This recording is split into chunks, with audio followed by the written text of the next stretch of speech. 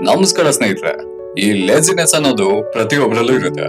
ಆ ಕೆಲಸ ಮಾಡ್ಬೇಕಾ, ಈ ಕೆಲಸ ಮಾಡ್ಬೇಕಾ, ಯಾರ್ ಮಾಡ್ತಾರೆ ಗುರು ಇದೆಲ್ಲ, ನಾನು ಯಾಕೆ ಕಷ್ಟಪಡ್ಲಿ ಅನ್ನೋದು ಜೀವನದಲ್ಲಿ ಒಳ್ಳೆ ಬದಲಾವಣೆನ ತರಲ್ಲ. ಇದೇ ಪೂರಕವಾಗಿ ಒಂದು ಕತೆ ಹೇಳ್ತೀನಿ. ಒಂದು ಹಳ್ಳಿಯಲ್ಲಿ ಒಬ್ಬ ಲೇಜಿ ಪರ್ಸನ್ ಇರ್ತಾನೆ. ಅವನ ಆಲೋಚನೆ ಇರೋದೇನಂದ್ರೆ ದಿನಕ್ಕೆ 3 ಟೈಮ್ ತಿನ್ನೋದು, ಎಲ್ಲೋ ಒಂದ್ ಕಡೆ ನಿದ್ದೆ ಮಾಡಿದ್ರೆ ಸಾಕು ಸರ್ವೈವ್ ಆಗ್ಬೋದು ಅಂತ. ಹೀಗೆ ಒಂದು ದಿನ ಏನಾದ್ರು ತಿನ್ಬೇಕು ಅಂತ ನಡ್ಕೊಂಡು ಹೋಗ್ಬೇಕಾದ್ರೆ ಒಂದು ಹಣ್ಣುಗಳು ಬಿಟ್ಟಿರೋ ತೋಟ ನೋಡ್ತಾನೆ. ಸಂಜೆವರೆಗೂ ಹೊಟ್ಟೆ ತುಂಬುವಷ್ಟು ತಿನ್ನೋಣ ಅಂತ ಹೀಗೆ ತಿನ್ಬೇಕಾದ್ರೆ ತೋಟದ ಓನರ್ ಬಂದು ನೋಡ್ತಾನೆ. ಅದು ಲೇಜಿ ಪರ್ಸನ್ ಗೊತ್ತಾಗತ್ತೆ.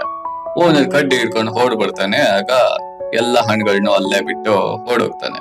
ಓಡ್ತಾ ಓಡ್ತಾ ಒಂದು ಕಾಡು ಒಳಗಡೆ ಹೋಗ್ತಾನೆ. ಹಾಗೆ ನಡ್ಕೊಂಡು ಹೋಗ್ಬೇಕಾದ್ರೆ ಒಂದು ಬಂಡೆ ಕೆಳಗೆ ನರಿ ಮಲ್ಕೊಂಡಿರೋದ್ ನೋಡ್ತಾನೆ. ನೋಡ್ತಿದ್ದಂಗೆ ಒಂದು ಸಿಂಹ ಗರ್ಜಿಸೋ ಸೌಂಡ್ ಬರುತ್ತೆ. ಅದನ್ನ ಕೇಳಿ ಮರದ ಹಿಂದೆ ಹೋಗಿ ಔಚ್ಕೊಂಡ್ ನೋಡ್ತಾನೆ. ನೋಡ್ತಿದ್ದಂಗೆ ಸಿಂಹ ಈಗಷ್ಟೇ ಬೇಟೆಯಾಡಿರೋ ಒಂದು ಪ್ರಾಣಿನ ನರಿ ಜೊತೆ ಹಂಚ್ಕೊಂಡ್ ತಿನ್ನುತ್ತೆ.